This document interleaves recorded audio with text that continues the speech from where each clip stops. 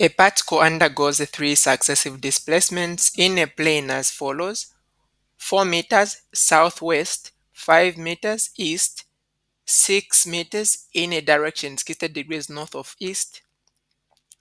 Choose the y-axis pointing north and the x-axis pointing east and find the components of each displacement, the components of the resultant displacement, magnitude and direction of the resultant, and also graphically show the approximate displacements of the particle. I'll start with a graph because normally for vectors, that's what you want to do.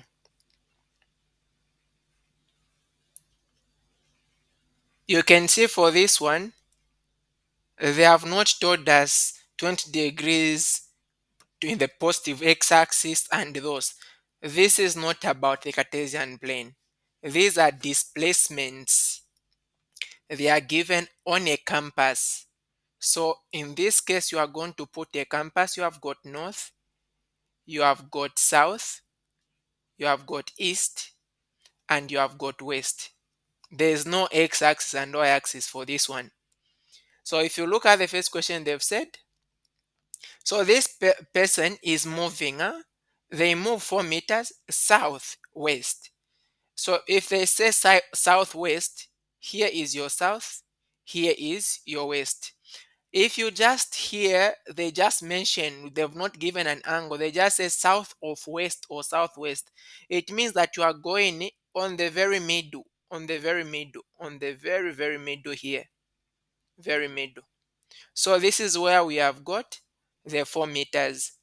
That means that this angle here is a 45 because this is a 90 degrees. But remember, I've always been telling you when you are dealing with angles in vectors, always get the angle starting from the positive x-axis. In this case, it's starting from the east. So this is the angle that we want. So to find this angle, simply get 180, add 45. Does that make sense? Okay. So this angle here is 225. And then we go to the next displacement that was moved. We've been told 5 meters east.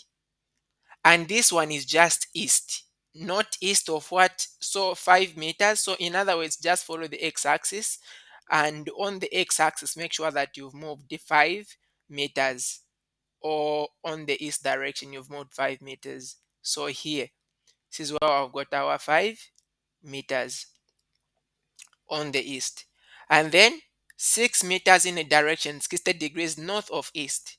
So look at what they've mentioned north and east. So what that tells you is that the vector we're talking about is going to be in the first quadrant, but it is north of east. If we say north of east, the second part to be mentioned is where we are coming from. North of, so of what? Where are you coming from? You are going towards the north, but you are coming from the east. That's the meaning. So the vector is supposed to be here. We are going towards the north, but we are coming from the east. Look at the way I'm going. So it's the angle. This is the angle that has been given. This is the 60 degrees. And this is the vector that has got 6 meters. So if they said 60 degrees east of north, it means that we would be starting from the north going towards the east. So this would have been the angle that we were dealing with. Does that make sense, guys?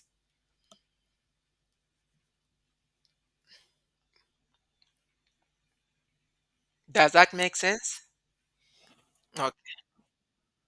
All right, good. So we have represented these vectors graphically. So we have answered part 4, but haven't put the resultant vector. So now let's go to part 1. We want to find the components of each displacement or each movement. So again, we are going to write vector there. We are going to have the x component. We are going to have the y component. So the first vector that we have is the 4 meters vector. And you know, when you find the x component is going to be 4 cos, the angle there is 225. So that is what we are punching there. 4 cos 225. And that gives me a negative 2.8284. I can reach through there. And then on the y, it's going to be 4 sine 225. And that has given me also the same value, negative 2.8284. This should make sense. Both x and y should be negative because this is the third quadrant. And then we'll go to the other vector, which is a 5 meters vector. Now for the 5 meters vector, there's no need of even me saying focus what.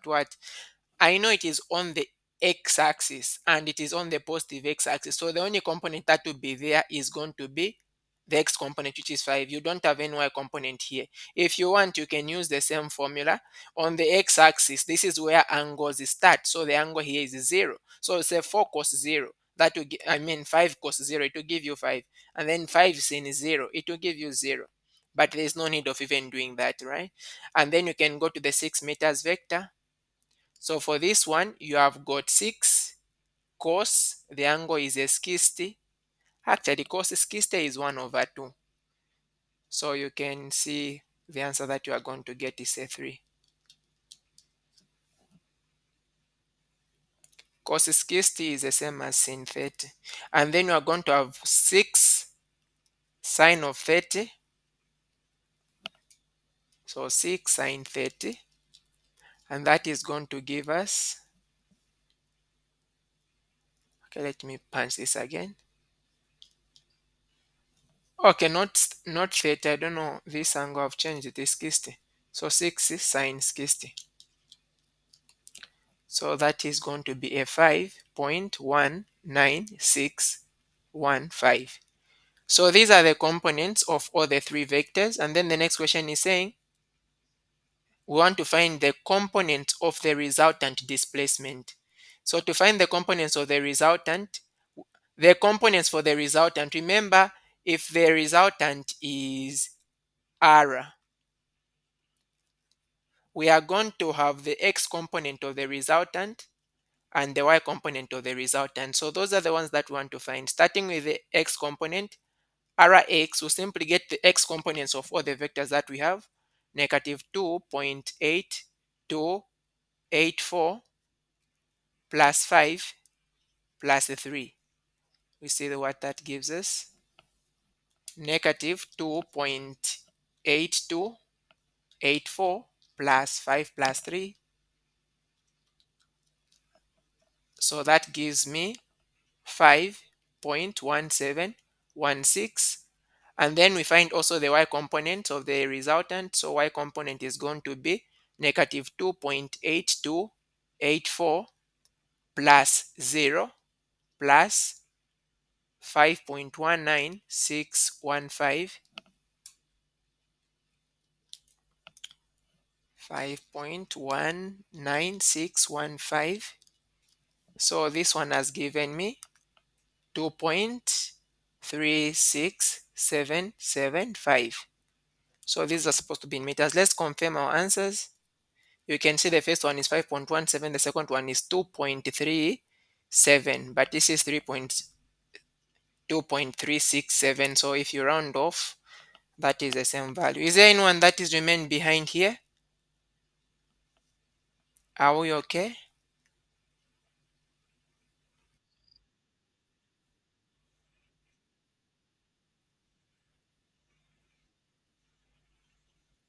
Okay, thank you so much. So this is RY, not RX. Okay. Is there any question?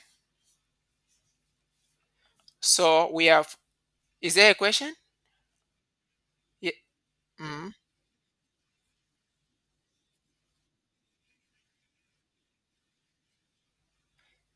No, so this is actually not a question.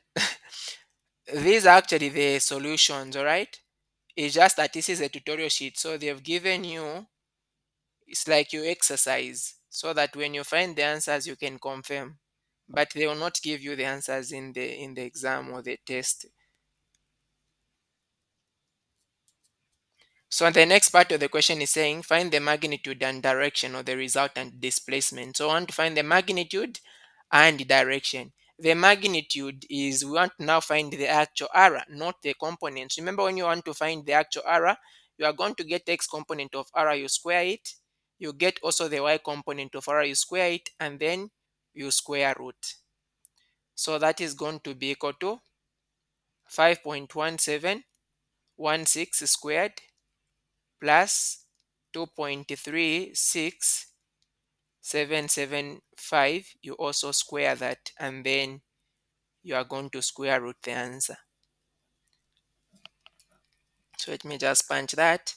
5.1716 squared with the other one, and then square root the answer. So that has given me a 5.68785.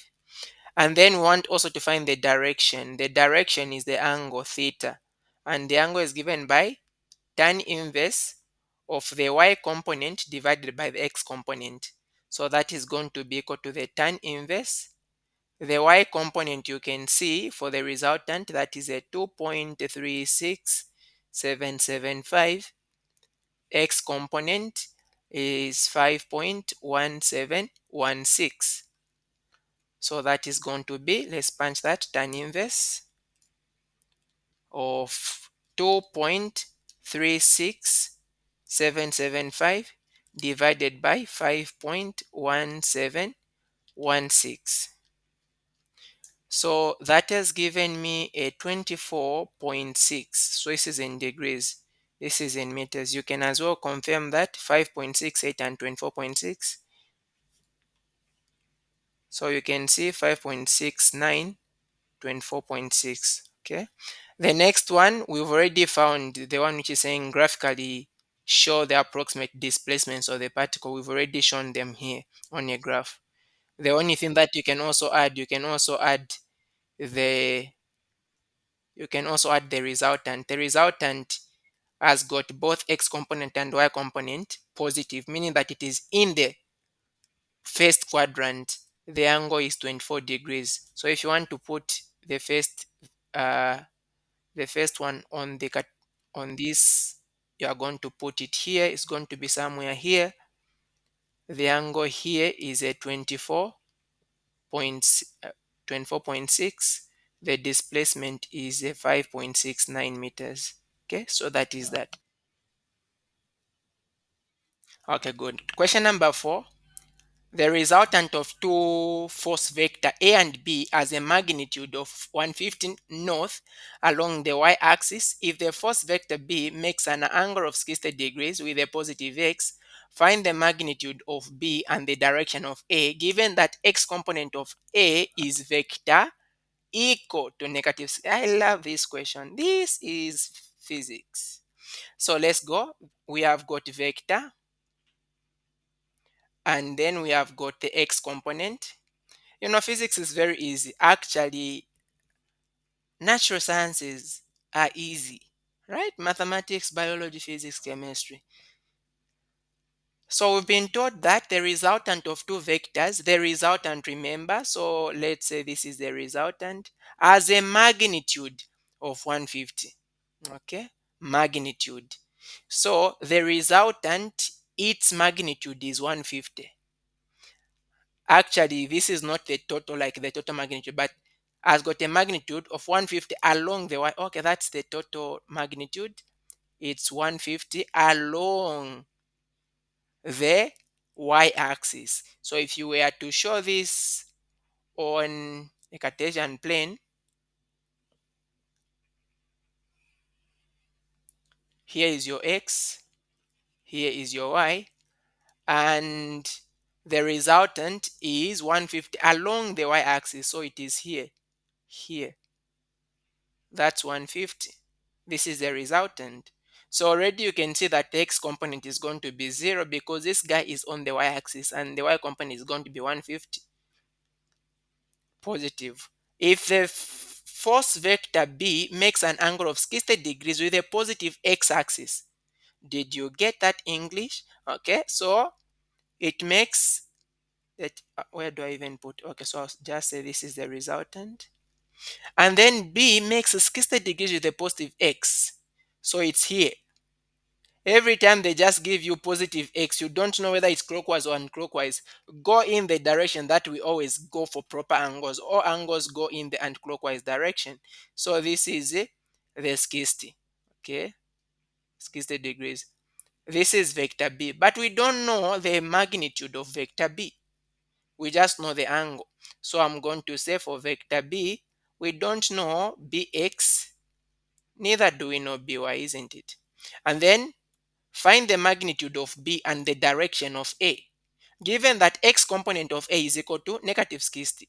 So for vector A, we've been just given the x component, that's negative 60. We don't know the y component. We'll just put ay. You see how the question is now? So we can now start dealing with this.